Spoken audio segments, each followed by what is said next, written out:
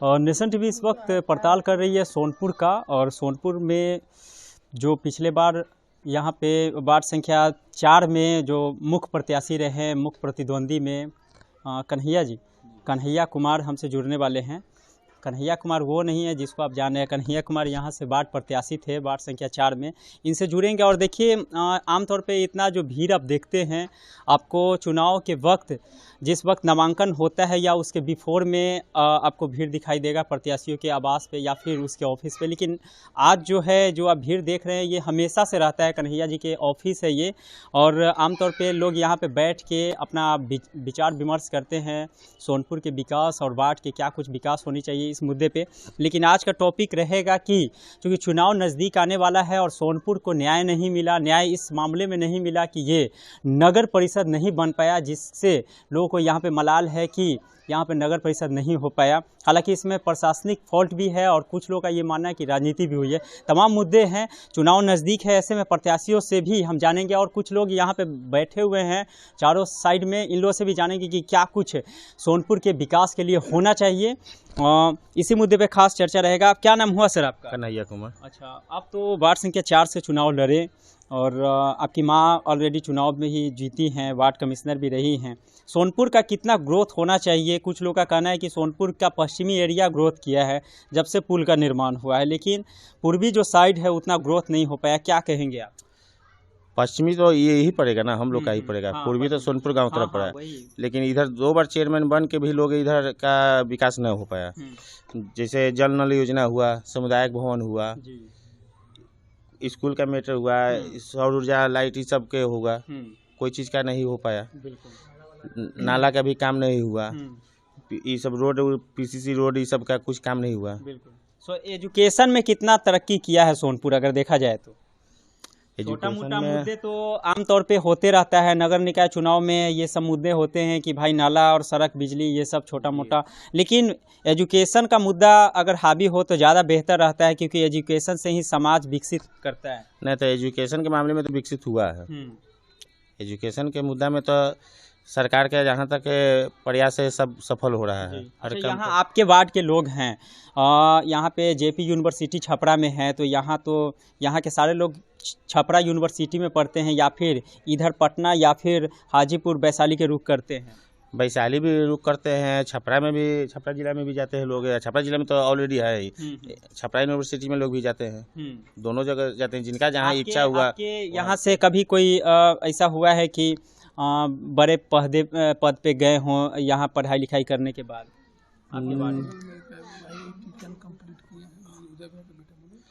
किए हैं जी। अच्छा, कौन किए हैं बताइए, बता सकते हैं? मेरे यहाँ से मेरे ग्रामवासी हैं जिनका नाम है उदय कुमार शाह, उनका बेटा एक IITN टॉपर किया है, जिसका स्थान पूरे ऑल ओवर इंडिया में लगभग 65 है। और मेरे ही गांव के एक निवासी हैं जगन्नाथ पांडे, उनका भी बेटा IIT कंप्लीट किया है, जिसका स्थान अबाउट 1000 के नीचे है। तो शिक्षा के मामले में हमारा पश्चिमी क्षेत्र नहीं, पूर्वी क्षेत्र काफ़ी डेवलप किया है। जो आप कह सकते हैं या सेल्फ डिफेंस कह सकते हैं, सेल्फ एजुकेशन के मामले में कह सकते हैं, और नहीं तो सरकार की जहाँ तक बात है तो भैया ये सरकारी स्कूल में कोई पढ़ के IITN तो कंप्लीट नहीं कर सकता है। और देखा व्यवस्था, चूँकि दिल्ली में जिस तरीके से एजुकेशन कितना हाई हुआ, वहाँ का सरकारी स्कूल देखने योग्य है। यहाँ पे भी कुछ लोग कह रहे थे कि दिल्ली वाला सरकार अब बिहार में भी चाहिए। नहीं, ऐसे शिक्षा के मामले में देखा जाए तो नीतीश कुमार ने तो सही में शिक्षा को बहुत ही चौपट किया।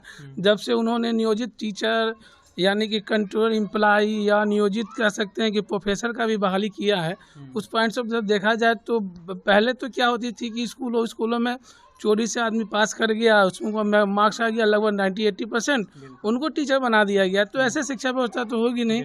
और इस तरह से अगर देखी जाए तो दिल्ली वगैरह में तो उसकी सुविधा आपको जब भी देखेगा तो वो वहाँ के या DPSC है या हमको कंफर्म नहीं है, लेकिन लालू की भी राज थी तो बिहार में BPSC के माध्यम से ही टीचर की वैकेंसी होती थी, लेकिन जब तक से नीतीश कुमार आए हैं तब तो वो कंसोर कर रहे हैं। बिल्कुल। अच्छा, अब जो नगर निकाय चुनाव भी आने वाला है, आपका वार्ड में क्या कुछ माहौल लग रहा है? क्योंकि अगर प्रत्याशियों की बात करें, किसका नाम सबसे ज़्यादा उभरेगा, कौन बाजी मारेंगे यहाँ से?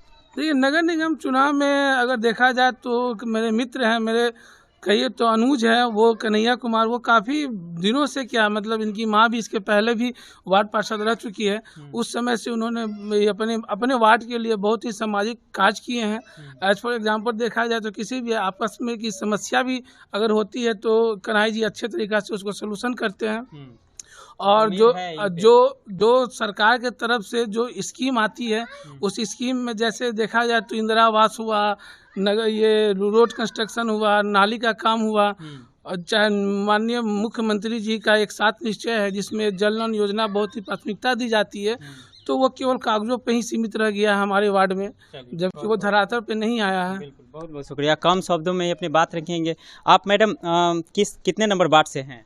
3 नंबर से है। 3 नंबर से। आप तो वहाँ पे चुनाव भी लड़ी हैं, 2 टर्म शायद रही भी हैं। हाँ 2 टर्म हम रहे। पिछले बार क्यों हार गए, क्या मैं थोड़ा सा नहीं आपसी थोड़ा सा नहीं अथी हो गया था इसीलिए। अच्छा, काम नहीं किए थे क्या सही से? नहीं वो सब बात नहीं है। अच्छा, आपसी थोड़ा सा नहीं था अपना। सोनपुर के विकास की बात करें, कितना पिछड़ गया है, सारे लोग तो अपना फायदा के लिए देखते हैं, क्या कहेंगे आप? ये बात तो सही है कि अपना सोनपुर अथी हो गया है, लेकिन धीरे धीरे तो कहीं भी तो होता है, डेवलपमेंट हो ही रहा है। हाँ, ऐसा बात नहीं है कि पीछे रहेगा, होगा। 10 साल रहे हैं वार्ड संख्या 3 में, क्या कुछ हुआ खास?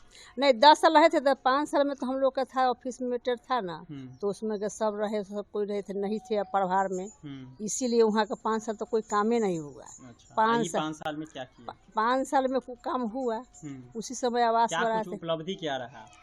उपलब्धि बहुत कुछ रहा, आवास उवास का था, उस समय काम हुआ। इस बार भी काम हुआ है।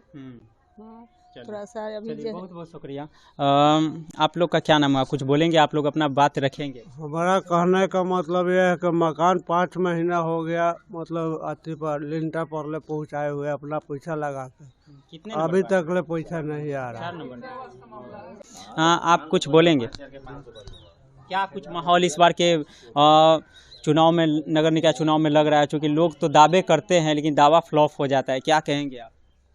सर, इस गांव में नाला का काम बाकी है, और नल जल योजना जो था उस आधे घर में नल जल का काम हुआ है जिसमें पानी उन्हें नहीं आता है। अच्छा, नल जल के बारे में कहा जा रहा है कि सोनपुर में जो है नल जल फ्लॉप ही साबित हुआ। और ये जो इंदिरा आवास हो गया इसमें 10% रुपया लगता है, जिसमें काम भी पूरा मतलब कंप्लीट नहीं हो पाता है। अच्छा, आप लोग चूंकि युवा हैं तो आप लोग पढ़ाई ये सब कंप्लीट हो गया या फिर पढ़ने कहीं बाहर रहते हैं? पढ़ाई तो हम छोड़ दिए। अच्छा, तो कहीं रोजगार ये सब के लिए रोजगार करते हैं। अच्छा, यहाँ पे डेकोरेशन का वर्क करते हैं, अपना वर्क करते हैं। यहाँ पे सोनपुर का ग्रोथ जिस तरीके से होना चाहिए नहीं हो पाया, क्या कहेंगे आप? सोनपुर का ग्रोथ नहीं हुआ, ये तो ऊपर का आदमी ही ना जानेगा। बिल्कुल। चलिए, बहुत बहुत शुक्रिया। हालांकि बहुत सारे लोग हैं, इतना में समय बर्बाद हो सकता है, लेकिन सारे लोग के पास हम नहीं आएंगे। थोड़ा लास्ट में सवाल रहेगा, इस बार चुनाव नज़दीक आ गया है, क्या माहौल लग रहा है, कितना जो है चुनौती मिलेगा? क्योंकि कई प्रत्याशी आमने सामने रहेंगे, उम्मीद क्या लग रहा है चुनाव निकालेंगे?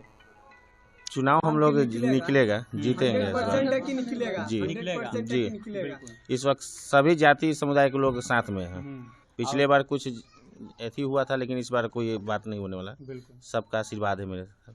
हम लोग बहुत भारी मतों से निकल रहे हैं। अच्छा, लगे हाथ आप भी बता दीजिए, आपका क्या कुछ माहौल रहेगा उधर? अच्छा, माहौल तो जनता जनार्दन न बताता है। आपको क्या उम्मीद लग रहा है? उम्मीद तो लग रहा है, पिछला बार एकदम उम्मीद तो लग रहा है, लेकिन फिर जनता से जनार्दन। बहुत बहुत शुक्रिया। नेशन टीवी पे एक रिपोर्ट लगातार जो है नगर निकाय चुनाव को लेकर जारी रहेगा। सोनपुर वासियों का ये मानना है कि सोनपुर में डेवलप होना चाहिए, यहाँ पे जेपी सेतु भी बने और उस रेशियो से सोनपुर का विकास भी होना चाहिए। हालांकि बहुत तरह के काम जो है बाकी है, लेकिन प्रशासनिक स्तर पे भी लोगों को ध्यान देने की आवश्यकता है।